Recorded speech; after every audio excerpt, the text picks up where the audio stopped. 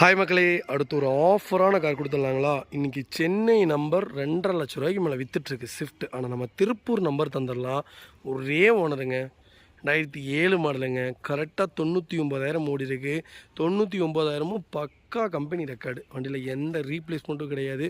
FC லைவில் இருக்குது. Insurance மட்டும் நீங்கள் எடுத்துக்கணுங்க. 4 டயரும் 99% இருக்குது. வண்டியில் ₹1 வேலை கிடையாது. வண்டி அப்படியே பார்த்துக்குங்க. அப்படியே புது வண்டி மாதிரி வச்சுருக்கோம்.